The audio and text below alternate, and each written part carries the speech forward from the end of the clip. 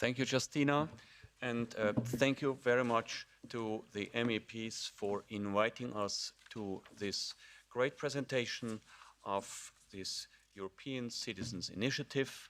It's a privilege to be here and to assist this project, and I shall not start without thanking the 7 European citizens that had this brave idea to start this European Citizen Initiative. Thank you very much.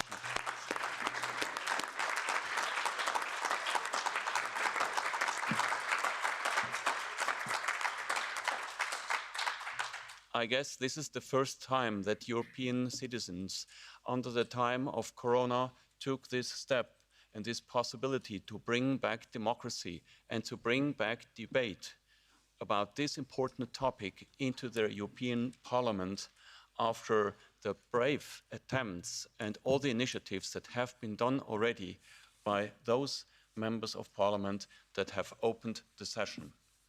And now I have the privilege to briefly summarize the situation from a legal point of view. Why are we here?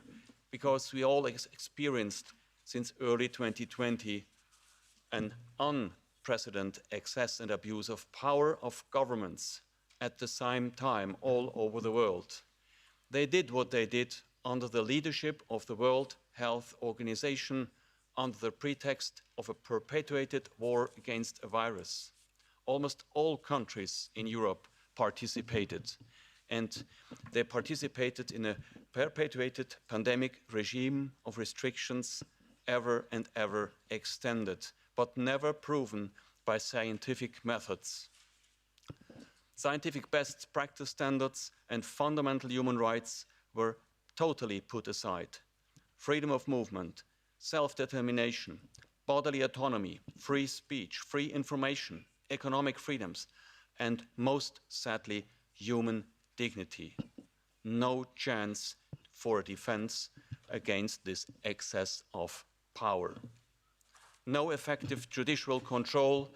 I had to experience that with many of my fellow lawyers in the past 3 years.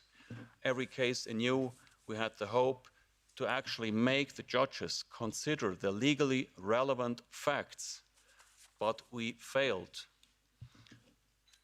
In none of the many court cases, judges were willing to listen. Now, and even no parliament in Europe until these days called its government back to reason, back to normal, even until these days. And what otherwise would be considered the normalest thing to do, a global basic standard of quality management, meaning a serious reassessment in order to learn from the past for the future, that seems doesn't to exist anymore under WHO's COVID pandemic. And under this regime, millions of people and also the economy suffered from useless and harmful countermeasures. People were forced into millions of days of quarantine, isolation, masks, regular testing, restriction, and so on and so on. Even children had to do and to suffer all of this. But most significantly, experimental substances were pushed under people's skin. And just thanks to the most powerful marketing campaign ever promoted in history by governments and health authorities, with the slogan, "No one is safe until everybody is vaccinated," the public was made believe that there is no alternative and that these new technology-based vaccines were highly effective and safe. The public was misled, and the results can today be seen. Now, this is the most dangerous aspect in the past 3 years. It was the violation of the integrity of our body, our right of self-determination to make our own choice regarding what kind of medication we want to apply. And we want to do it based on accurate and correct information. And this is why we are here today. There was no protection of this most personal and most vulnerable aspect of our life in the past, and there will be no in the future if we don't act today. Even less protection, because now the WHO is about to finalize its ultimate extension of power, and instead of looking back and correcting the errors and give back the power of give back power to free competition of science, they continue with even a stricter power grab. And the European Commission has established a series of regulations and even a small agency, pandemic agency called HERA, as the junior partner of WHO. And just recently, some weeks ago, we have learned about the digital COVID certificates. Now, today, these brave 7 European citizens from 7 different EU countries have decided to take action with this instrument of the European Citizens' Initiative. This initiative allows EU citizens to directly participate in EU legislation and in policy making. And under such an initiative, European citizens can invite the European Commission to take action in areas where the Commission has the power to legislate. Now, with this ECI, the abbreviation, these brave European citizens do request the Commission to adopt a comprehensive set of legal acts that recognize and strengthen the protection of individual sovereignty and responsibility for all decisions that impact individuals and their children, including medical choices. These principles are grounded in the fundamental rights of human dignity and integrity in many different conventions, among others, not only in the Charter of Fundamental Rights of the European People. Article 3 reads, "Everyone has the right to respect for his and her physical and mental integrity in the fields of medicine and biological. The following must be respected, in particular, the free and informed consent." And free and informed consent means that it's based on true and accurate information.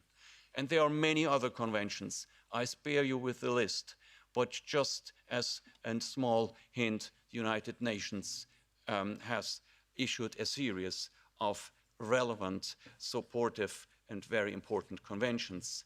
But one is of particular importance in this respect, and this is the International Covenant on Civil and Political Rights, concluded in 1966, because in its Article 7, it says, "No one shall be subjected without his free consent to medical and scientific experimentation," and this even applies in times of public emergency which threatens the life of the nation and the existence of which is officially proclaimed. So this is mandatory international law and must be respected and shall be put into this initiative as a driving factor. Now, this is a small first step, but it is an important one. And it will be a first important step to defend our right of self-determination and to say no to every power that ignores personal integrity, and to defend the right to decide what we want to have in our body and in the body of our children. It shall be also seen as a start of a wider campaign across Europe and the world to finally establish and foster public debate and public awareness of the ever more restrictive, authoritarian, and totally anti-democratic global development of WHO. Together, we will restore democracy. We will bring back human rights and human dignity to our countries and bring those who tried to abolish all of these principles and values to justice. Thank you very much.